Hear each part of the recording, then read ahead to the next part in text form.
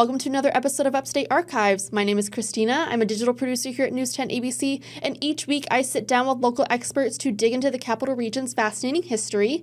This week I am joined by Eric Schnitzer, the military historian and park ranger at the Saratoga National Historical Park. Thank you so much for joining us today, Eric. Thanks for having me, Kristina. It's a pleasure to be here. Yeah, thank you so much. It's so great to have you here. As I was, thinking about what I wanted this episode to be, I know obviously we have the 250th anniversary coming up of the United States of America, and obviously we have a lot of history of that here in the Capital Region, especially at Saratoga National Historical Park. But I figured, I wanted to tell a little bit of a different story than I feel like a lot of people, that maybe not a lot of people know about here at the Saratoga National Historical Park. And so when I was talking with all of you, it was brought up that we actually have some French cannons that we're going to be talking about today that may or may not have been super known about until a little bit more recently. I think we'll just get right into it here. But first, let's just center ourselves. I mean, obviously, we're in the Revolutionary War. But what year are we in? What is the war looking like? What's going on right now at this point where we're talking about, French cannons and French involvement here? Yeah, sure. So the Revolutionary War broadly was fought from 1775 to 1783, and the year we're focused on is in 1777. So the war isn't even half over. But 1777 is when the Battles of Saratoga took place. Of course, right now, in June of 2026, we are looking forward to as you said, the 250th anniversary of the official creation of the United States of America, which was, of course, done in July of 1776. Militarily, though, when we look back on that time frame, things were not looking good at all for the cause, the American cause. If we look at 1775, we actually were doing all right because we caught the British unawares. You have these various battles, famously Lexington conquered. We invade Canada, and we captured most of the province from the British. We just couldn't take Quebec City, primarily. That was the issue there. And although we may have lost this Battle of Bunker Hill fought outside of Boston on the Charlestown Peninsula, we really gave the British a drubbing, one that they never forgot. They were paranoid about fighting us forevermore after that battle. It really changed their mindset about how to fight us in the forthcoming war. But 1775 was looking okay. But here's the thing. In 1776, the British came back with a vengeance. If we tally up the battles, and there were many in 1776, there weren't that many in 75, but there were a ton of them in 76. The British were walloping us time and time again in most cases. So they pummel our forces out of Canada and reassert British control over the province. Then, as for in North America, the British evacuated Boston, but they came back to take New York City. So they took Long Island, Manhattan Island. They took the lower part of New York, think the area of the Bronx down there. They conquered most of New Jersey, and it was at the tail end of 1776 that George Washington famously crossed the Delaware, captured some German regiments at Trenton, gave the British a pummeling in the Battle of Princeton in New Jersey. And so that ended the winter campaign of 76-77, and both sides backed off. But aside from those last-minute, rather small but significant victories, in these major battles that were fought over New York, holy cow, we were losing time and time again. And we had just declared independence just before all that happened. So now in 1777, we're faced with a bit of a situation where, okay, we're now the United States of America, but the British, if they come back at us in 77 like they did in 76, we're in trouble. We're in big trouble. We need help. Yeah, absolutely. So a pretty dire situation overall, it sounds like. What is specifically going on up here at home in upstate New York and at Saratoga Battlefield? So within that time frame, let's say before the Northern Campaign of 1777, before the Battles of Saratoga, you don't have any battles taking place, right? There's no skirmishing like you have in eastern Massachusetts or downstate New York or in New Jersey, Trenton, or anything like that, or heck, even in Canada. You would have troop movements up and down the Hudson River Valley because We did invade Canada in 1775, and we're supporting that invasion in 1776. Also in 1776, early 1776, you have Henry Knox with the train of artillery, pulling artillery pieces out of Crown Point and Ticonderoga, bringing those artillery pieces to Cambridge, Massachusetts, which effectively eventually do convince the British to leave. Well, they passed right through what is now Saratoga Battlefield, right down the Hudson River Valley. So really cool stuff taking place. But the big thing going on, I think, like on a local level in this region, is local governments are trying to figure out what's going on, and it's interesting to see how you'll have the United States of America created by the Resolution of Independence in Philadelphia by the Continental Congress.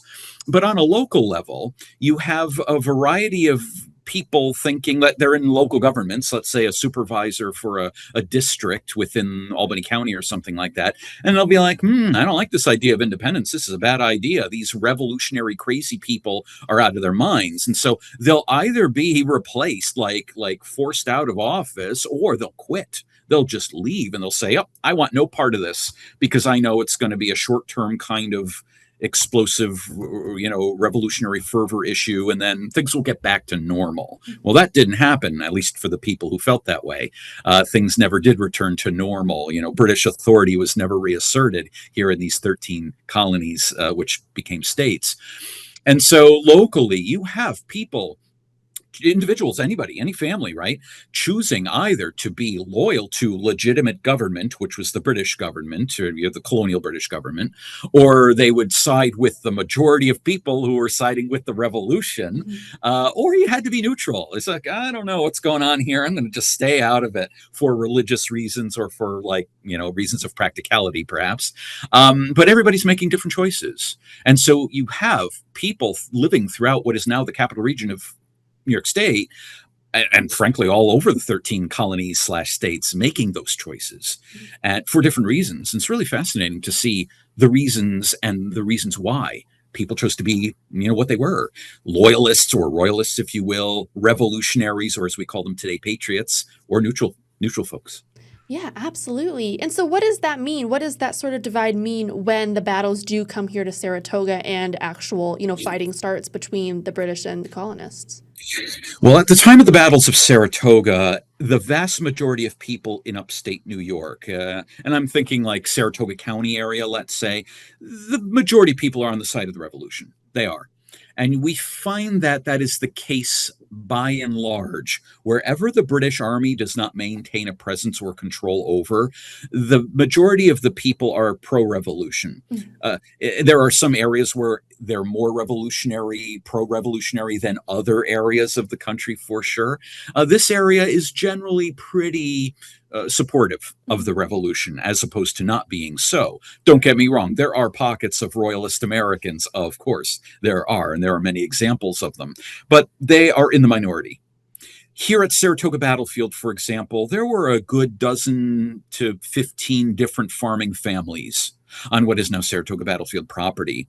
And out of all of them, it's hard to say exactly, we're not sure, but only 2 of them were overtly royalist American. We know that at least, somewhere around 8 to 9 were pro-revolution and sided with the American cause. And a couple we know were neutral. One we know was a Quaker family, and they just chose neutrality. And when we find up here at Saratoga and this whole region, the whole region, for example, when the British Army in 1777 was coming out of Canada, destination Albany, that's what they were gunning for, revolutionary Americans, by and large, evacuated their homes.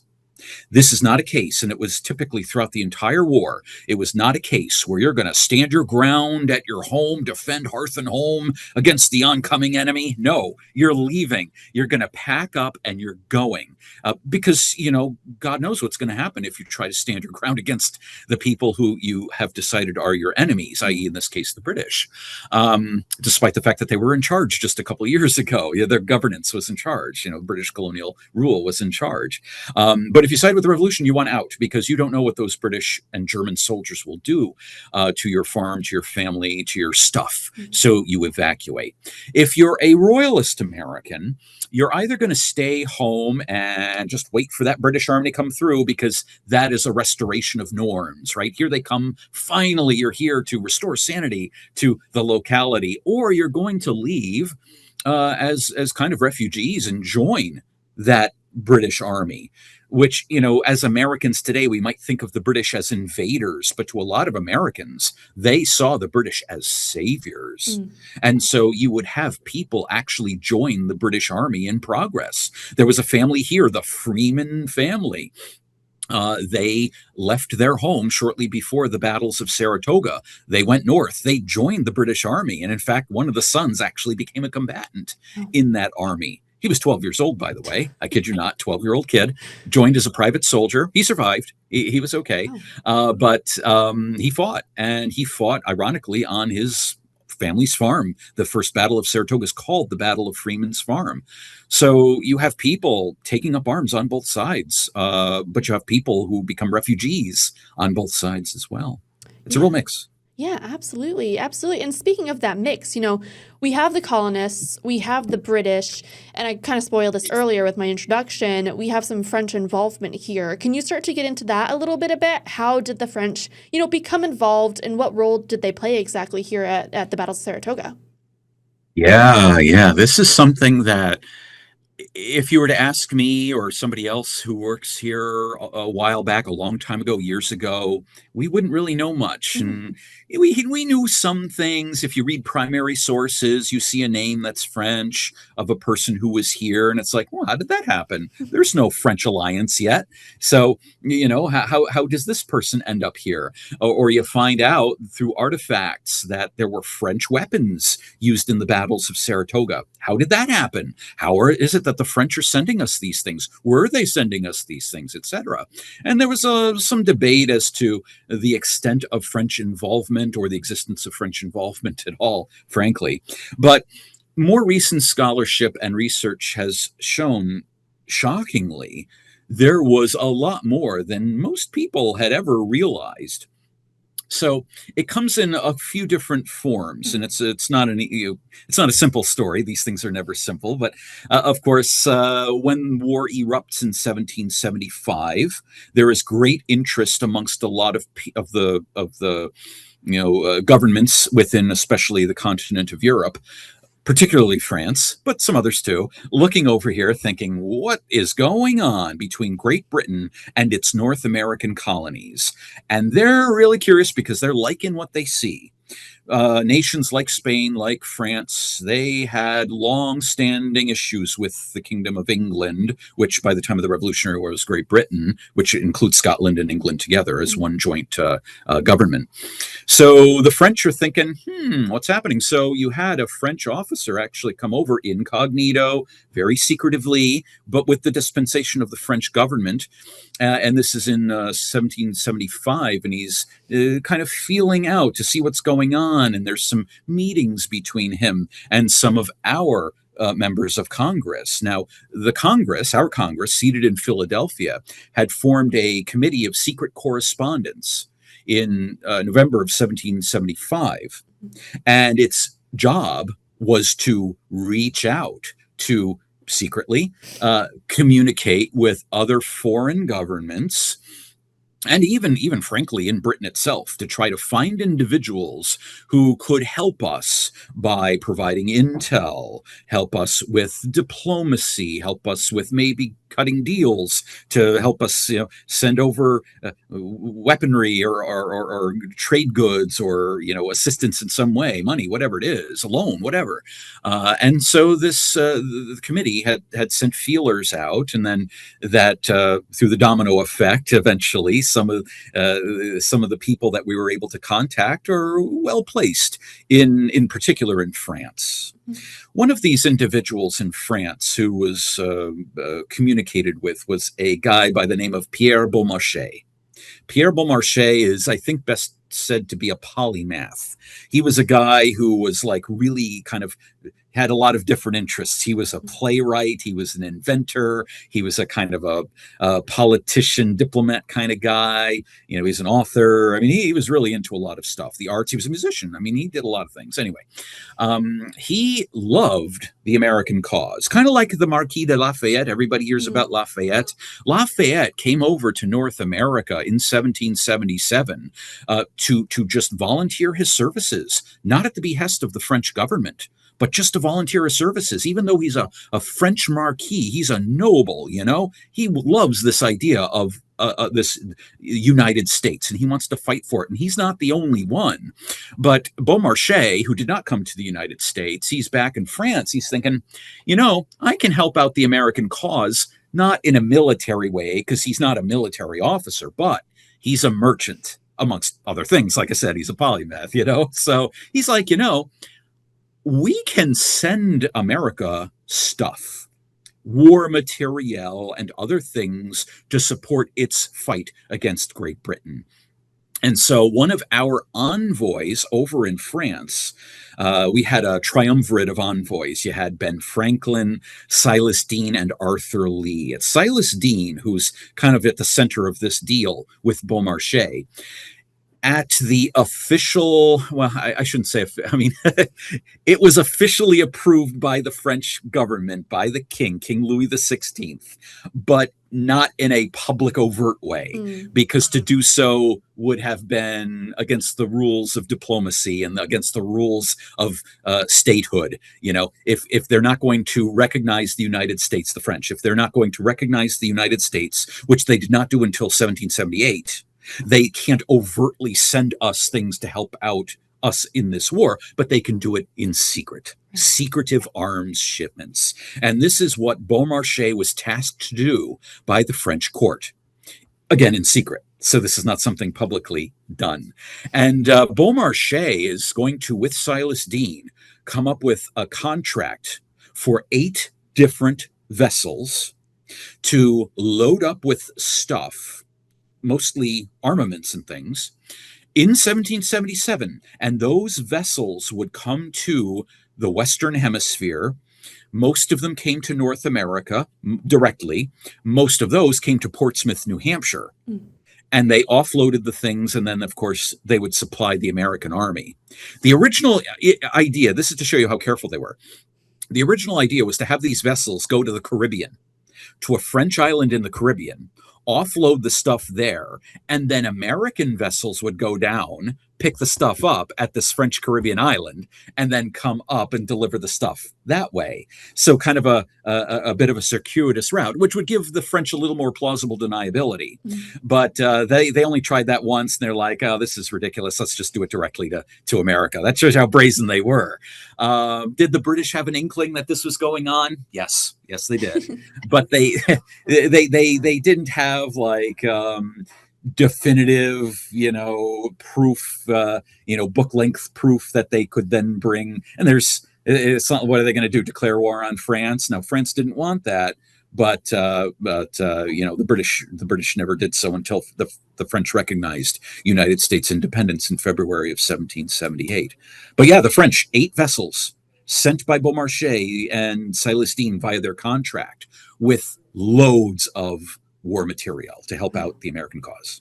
Wow. So, I mean, you're right. This was not simple at all. It sounds like a very complex plan. And that's the Cliff Notes version. Oh my gosh. Well, I think that's a good time for us to go to a quick break. And then once we come back, we'll go a little bit more into like the nitty gritty of the weapons that they sent over to us. So, stick with us here at Upstate Archives.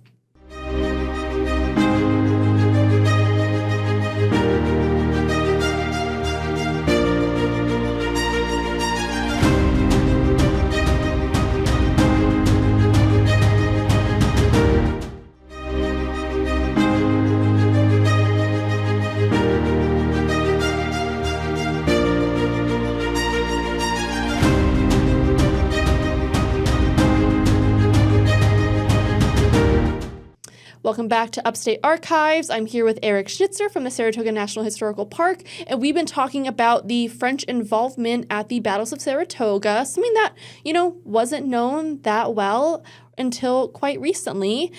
But to get more into the specifics of the French involvement and specifically the weapons that they sent over to us, just tell us about, everything that they provided. What, how many weapons exactly, what kinds of weapons, how powerful were they, just stuff like that. Yeah, sure. So the French, the Beaumarchais-Célestine contract yielded 8 different vessels that were laden with various kinds of war material and other kinds of things. Now, just to give you an idea of one of these vessels' cargoes, because you could look at all the cargoes and add it all up and see everything that was sent, which is pretty amazing. This one vessel called the Amphitrite, it was a French vessel. It arrived in Portsmouth, New Hampshire on the 20th of April, 1777.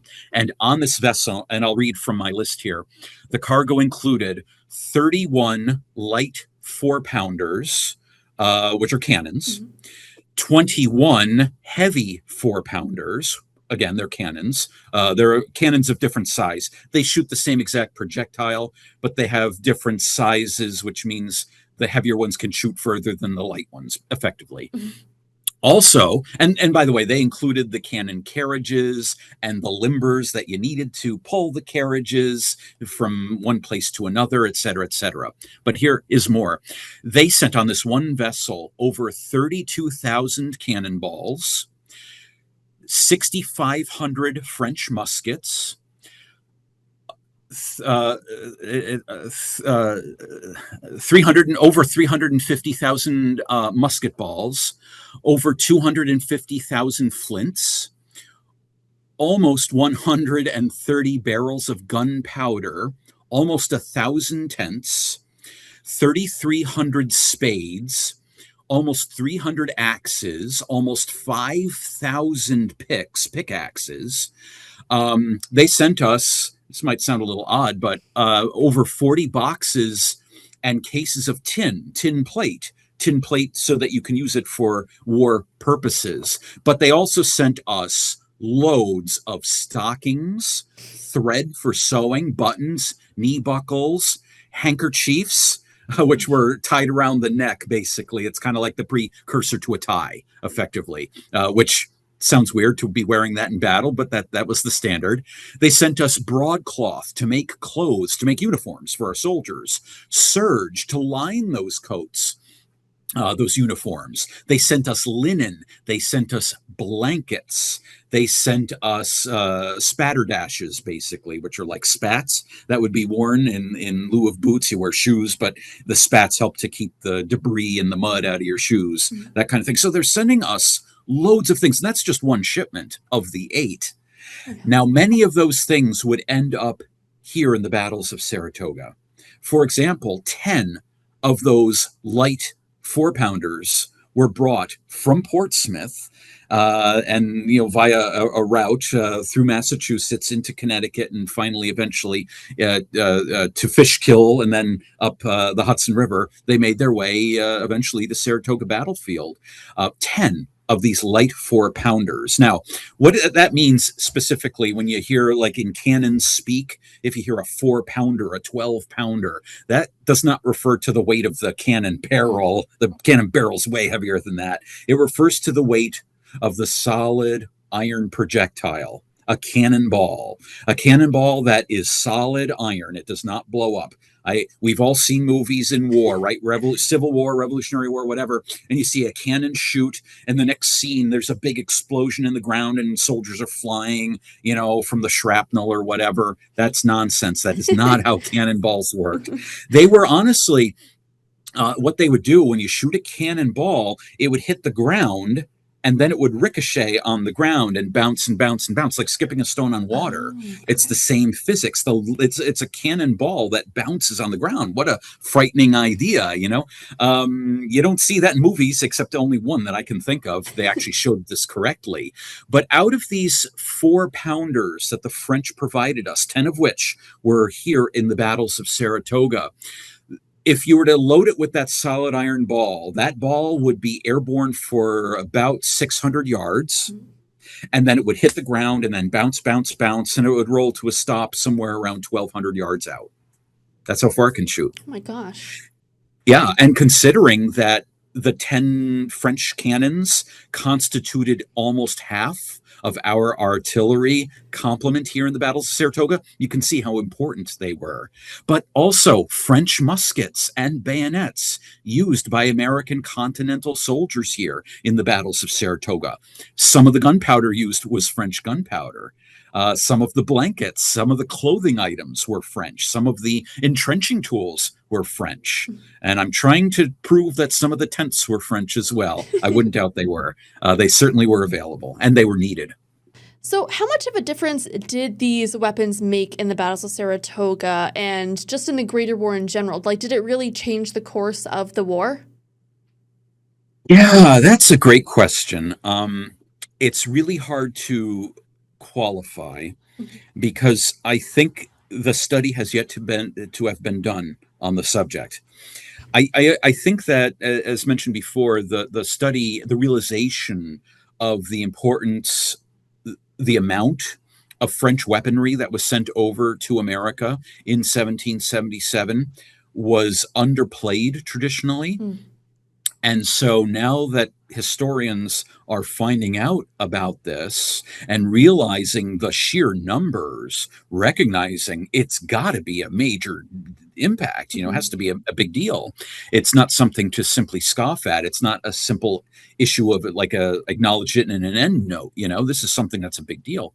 So I'm afraid to say, it's hard to say because the jury's still out. I would like to point out, though, that in 1777, let's say the fall of 1777, there were two major theaters of operation in which you have two armies from each side fighting it out. One was up here in upstate New York, the Battles of Saratoga. The other was down and around the city of Philadelphia, where the two main armies were combating each other, the army of George Washington versus the army of Sir William Howe. And we have a good sense here at the Battles of Saratoga with regard to the French weaponry.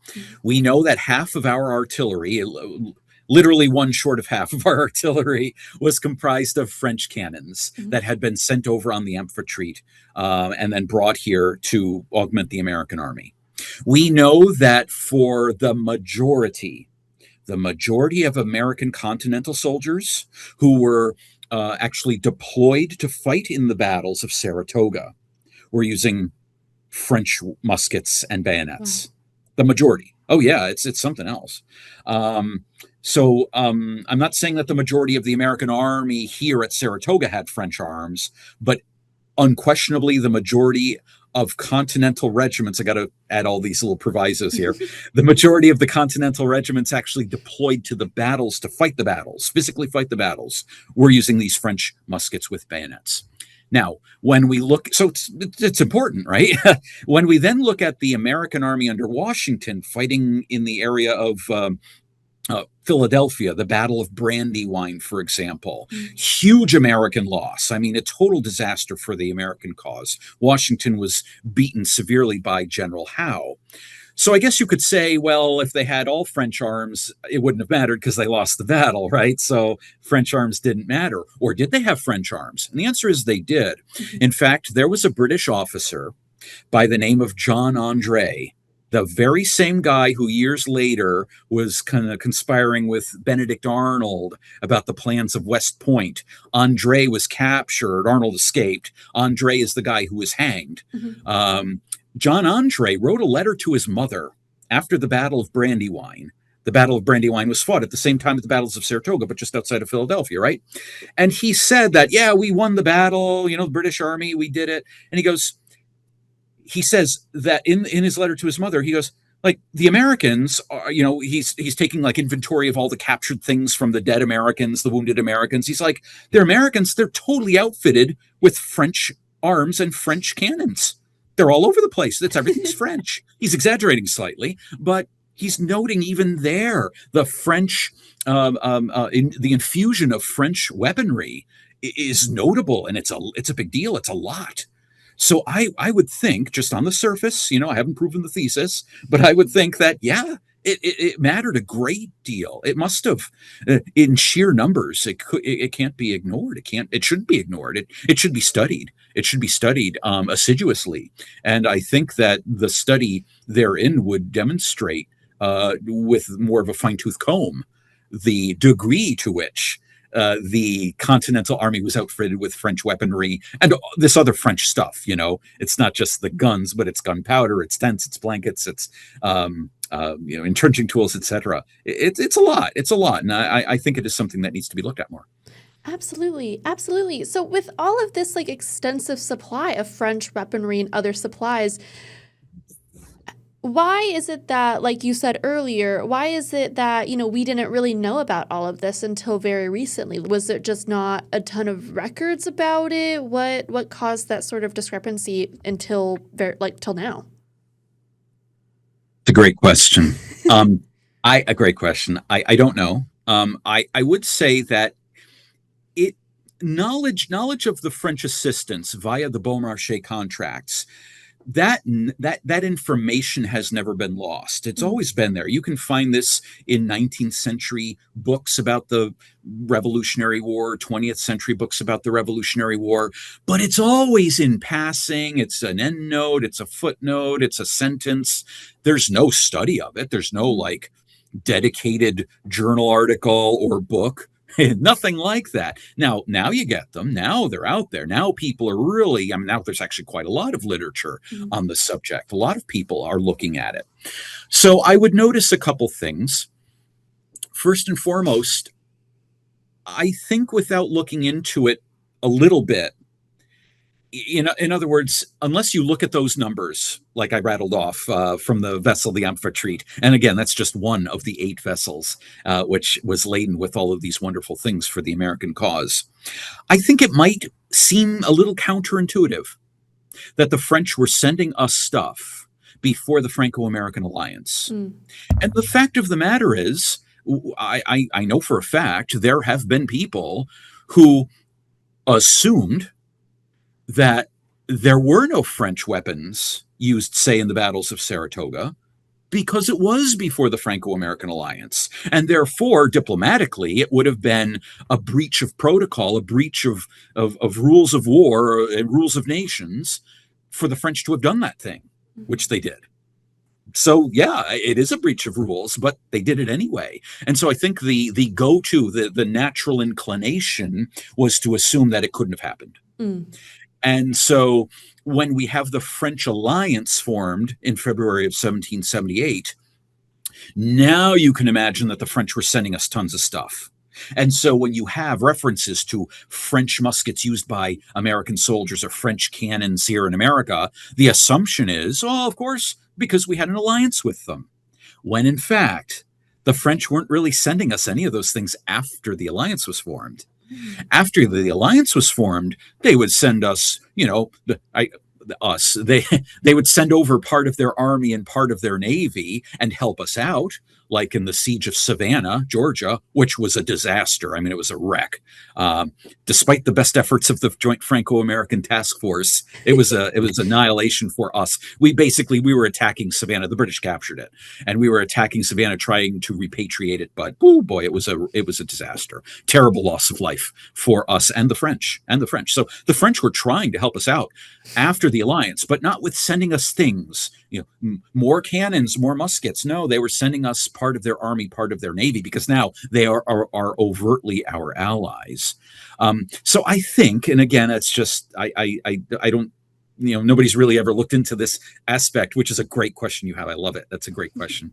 But I think it's simply because of the assumption that the French would not have done such a thing before the alliance was formed, because it would have been a breach of the rules of nations. Yeah, no, that's so interesting how, that difference in the alliance being public and being private and how that, affects the kind of aid that they give us. That's something I never even considered. Yeah, and indeed, as you know, all of the arrangements made between our Congress via Celestine and the French government via Beaumarchais was done in secret. And so it's not like all of this paperwork is out there. It exists. Oh, it exists. You can find it deep in the papers of the Continental Congress and in the French National Archives and various French repositories, which most Americans, even historians, don't typically access, to find information. But that's where the information lies. It's still there. We have inventories of these various vessels. That's why, I could read exacting numbers. I gave general numbers, but there are actually specific numbers for each item. It's pretty incredible.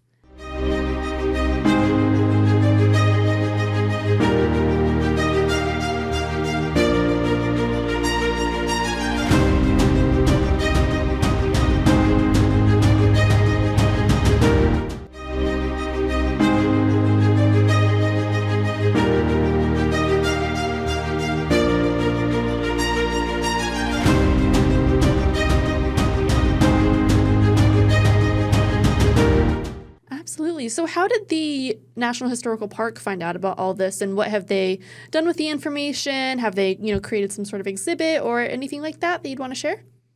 Sure. So ever since I remember, and I started working here in 1997, we've had on display in our museum a French musket. And the provenance of that French musket was that it was used by a Massachusetts Continental soldier here in the Battles of Saratoga. And he had that musket and he fought with that musket. And we know that the French vessels sent those kinds of muskets over in 1777, covertly to Portsmouth, New Hampshire, mostly to Portsmouth, New Hampshire. We also know that in the records of the Continental Congress, the Congress passed a resolution saying that all of the French, this is, so I mean, it was kind of public knowledge, because it's in the papers. It's literally in the resolutions of Congress from 77, early 1777. They said that, for all of the French arms being sent over that are being received by us, by the United States, the new United States, those need to be marked as United States property, because we don't want everybody getting their hands on them, and squirreling them away at home or something to go hunting with or whatever, No, we need these for weaponry for the United States. And so the Congress ordered that all of the wooden stocks, the muskets had the wooden stocks to them, be branded with the term United States or U States. And so when you look at the musket that we have on display in our visitor center, guess what? It has that brand on it. It's so cool. So yeah, I mean, it absolutely is in line with exactly what such a soldier in the Battles of Saratoga should have had as a French arm. Now, as for the cannon, which we now have on display here at Saratoga National Historical Park. We recently put it on display a couple months ago in our Visitor Center Museum. It's a French cannon made in the year 1760 in Strasbourg in France, cast in accord with the French regulation for the light 4-pounder of the time. By the time of the Revolutionary War, our Revolutionary War, the French government, they wanted to help us out. And if I may, they may have also had a particular interest, desire on their own, which was, we need to upgrade our artillery. We want to get rid of the old artillery, so we're going to make brand new cannons. And they would make new cannons, and they would use those cannons even with Napoleon, like in the Napoleonic Wars, like in the early 1800s. The cannons that the French were building, the new ones in the 1770s, would be used decades later. But it's the older cannons from the 1750s and 60s that they wanted to get rid of, and they wanted to help us out. So win-win, right, for the French. So they sent those cannons over on display. We right now have one of those light 4-pounders of the nearly 200 cannons that the French sent us in 1777.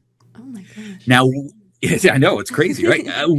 We don't know if this one cannon we have on display is one of the 10 that was here in the Battles of Saratoga, of the nearly 200 that were sent over throughout the entirety of the year 1777 from France. But it could have been. It's of the same type.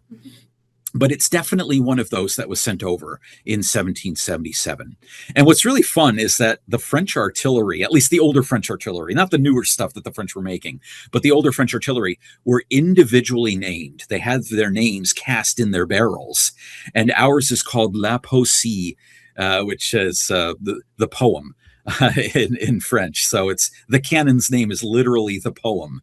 Other names would be like Les Corbeaux, a lot of like names of animals and things like that. Les Corbeaux for the raven, for example, is another one I've seen. They have that one at Yorktown Battlefield National Historical Park down there in Virginia.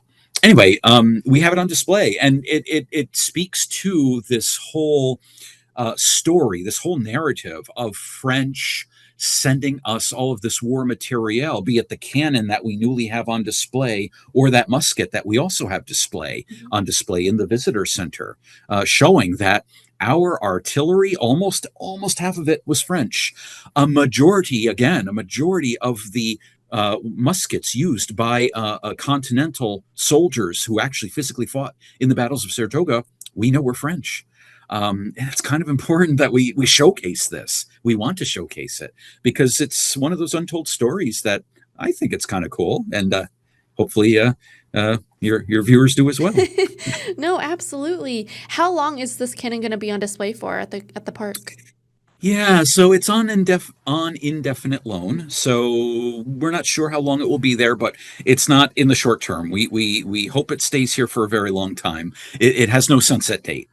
So I cannot say that, it's only here this year. Hopefully it'll be there for years to come, but it is on the long-term loan. Perfect. Well, that's amazing. And, to start to wrap this up a little bit, as, we've been talking about, this whole episode has been about the Revolutionary War. And like we said, the anniversary is coming up. It's a big one. If people want to learn more about the Revolutionary War during this 250th anniversary year, what will they be able to find at Saratoga National Historical Park that, you think is, I guess you probably think everything is interesting. So what would they be able to find there? Sure. Yeah. So as you say, this year, 2026 is the 250th anniversary of 1776, which is the year that the United States declared its independency. Now, we are a little offset from that because the battles of Saratoga and the whole Northern Campaign of 1777 happened a year later in 1777. So next year is our 250th anniversary. But as you say, people are coming right now on 250 America tours, and they're just touring the country, Revolutionary War sites, and soaking it all in. So we're feeling it right now, that energy from the current 250th anniversary of the United States. So what do we have here? We have a visitor center and museum, which includes a film, a 20-minute film about the battles of Saratoga. We have a fiber optic light map, which actually shows the movements of troops for both battles of Saratoga through the movement of lights on a map model of the battlefield. We have a small museum, which includes that French cannon and that French musket. The French musket, like I said, was used here in the battles of Saratoga, and the cannons, certainly one of those that the French sent over in 1777 to help us out. We also have the star of the show, the battlefield itself, the natural landscape, which if you go out there right now, it is just bucolic fields and woods and open terrain and bluffs overlooking the Hudson River Valley. It's awesome. Water creeks, waterways. It's just brilliant for driving through it on our auto tour road, 10 miles long. We have hiking trails here. We even have a horse trail here. Got to bring your own horse, though. We don't provide the horses, but we have biking opportunities for bicycling. Very popular for people to recreate here at the park in this beautiful setting, and you're not competing with traffic in a city or even in a small village or town or whatever. You're in this bespoke place, which is obviously rife with the history of the battles of Saratoga. The land is still here. It's preserved. That battlefield is preserved. It hasn't been turned into anything from a farm to a cityscape. No, it's preserved. And if I may, it's the last resting place of hundreds and hundreds and hundreds of people from both sides who lost their lives here in 1777. It's a cemetery.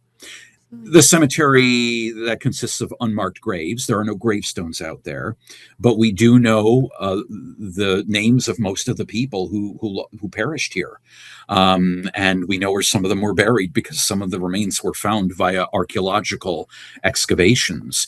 They weren't looking for remains, but they were looking for, let's say, fortification lines or something like that. But they would encounter the burials from 1777 sometimes. So hundreds of people are buried out there to this day. So it's a place to recreate. It's a place to experience the history of the Revolutionary War, and it's a solemn place to remember those who came before us, who lost their lives in battle, many of whom were fighting for the existence of the United States. Of course, many of those buried here were also fighting against it too. But they're also buried here, and of course, we treat them all with great respect. Absolutely. And what a privilege it is for us to have such a landmark, such a historical landmark so close to us. Yeah, absolutely. Well, thank you so much, Eric, for joining us this week. I really appreciate it. And I learned so much. Like I said to you during the break, this isn't anything that I learned in school. So this is pretty much all new information to me. And it was so interesting to learn about. So thank you so much.